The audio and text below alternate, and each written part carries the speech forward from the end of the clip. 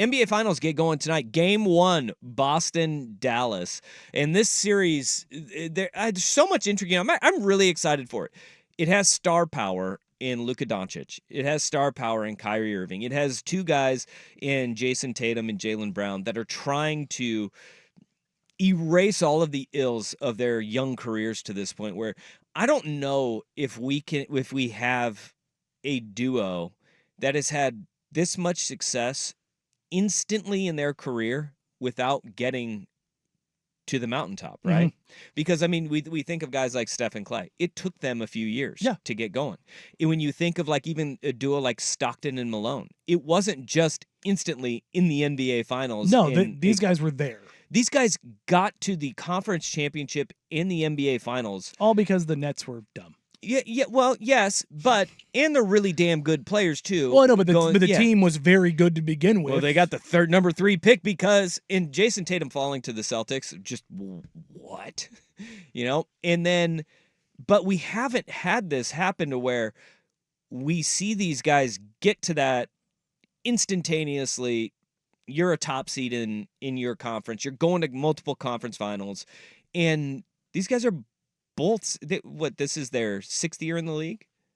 No, for Tatum, it's his 7th. Because he's only 17 and 18 drafts, so 6th and 7th years. 6th and 7th, 6 years together though with Tatum and Brown, because 17 was Tatum, 18 was Brown. 16, 17. They came into Jalen then Jason. Yeah, they came into the league as puppies, and they have been successful almost every single year. They had 2 down years there.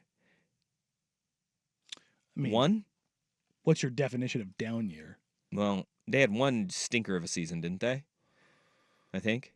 But outside of that, these guys, in what is the knock on them? They don't have what it takes to get over the hump and get to the mountaintop. Well, this year, you insert Kristaps Porzingis, you insert Drew Holiday, and Porzingis, who went down with that calf strain in the first round. Now we're looking at Kristaps Porzingis not even on the injury report. Clean bill of health. Full go in everything for the Boston Celtics. Is this a year that they can finally get over the hump? That's exciting to me as we head into the NBA Finals. The lowest win total they have had since Jalen got there is 36, where they went 500 in the COVID year. Yeah. So they have 36 in the COVID year where they played 50? 72. Or 72 yes, games? They went 500. They've never been below 500. So they are 53 and 29, 55 and 27, 49, 48, 36, 51, 57. So if you take out the COVID year, the least amount of wins they've had with them is 48.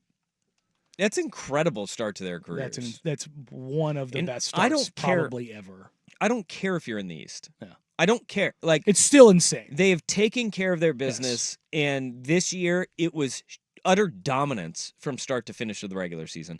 And really in this playoffs too. They've lost 2 playoff games.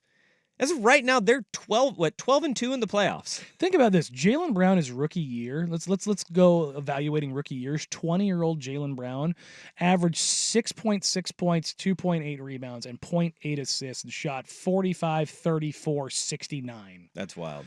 For reference, Isaiah Thomas, Avery Bradley, Jay Crowder, Al Horford, Marcus Smart. Those were your starters.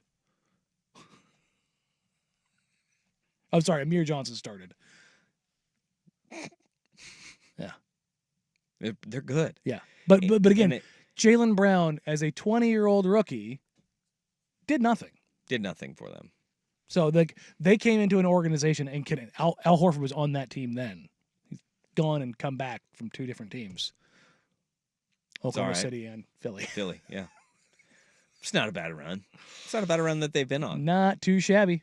What are we expecting in Game 1? Because Game 1s can get sideways, and everybody has an overreaction to this is how the series will be. Do you expect the Dallas Mavericks to throw that haymaker in Game 1? Because we have that Russ versus Russ. It's been a week, but it's been even longer for the Boston Celtics. Mm-hmm. The Celtics have they handle the Indiana Pacers, and they have not played a game, Boston, in a week and a half, 10 days? Is that where we're at with the Boston Celtics? In 10 days since they played their last game? Do we see maybe a slow start, or what do you expect in Game 1 tonight between Boston and Dallas? I think this is a straight up situation where you're not going to get too much. I think it's pretty vanilla from both teams. And what's interesting here is not the rest versus rust necessarily for either team.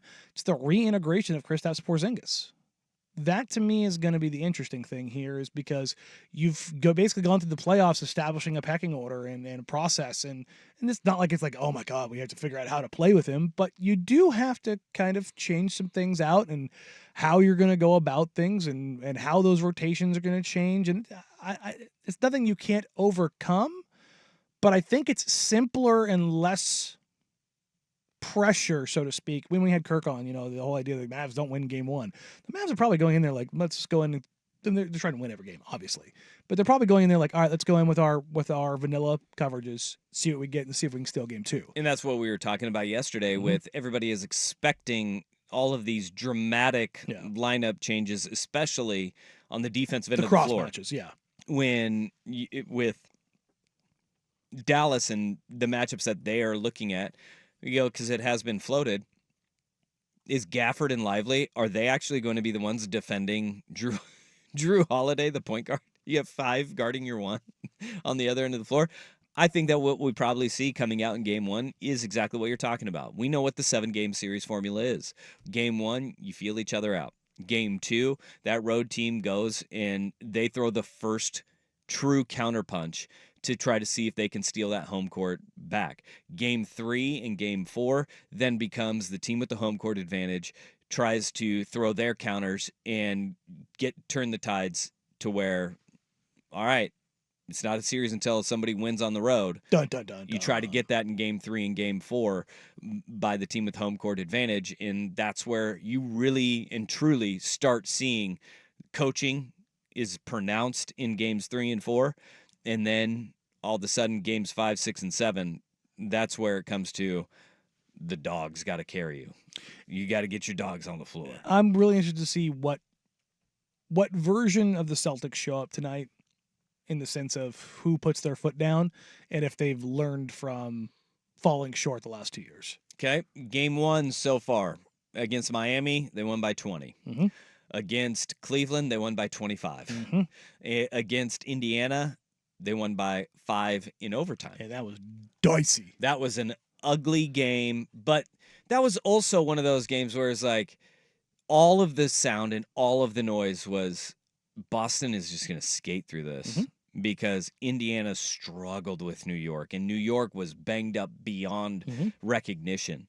And so they were like, oh, they're just going to ease through this. And what did Indiana do? They came out and said, no, this is going to be our chance. If we're going to steal home court, we're going to do it right now.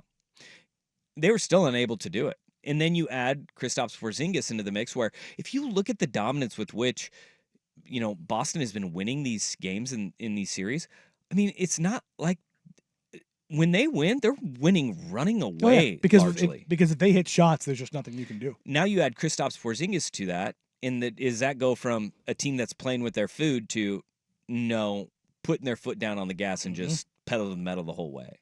That chess match with what they do with Porzingis and what Porzingis does defensively, I think, is the single biggest decider in this series. How much Porzingis can play. And look, it's alarming when you hear Kristaps Porzingis say, hey, what's your minutes restriction? How do you feel you're going to be able to play? And he goes, I don't know. I haven't played in a month. Yeah, we got to see what happens. It's over a month. We're going on week 6 since he got hurt.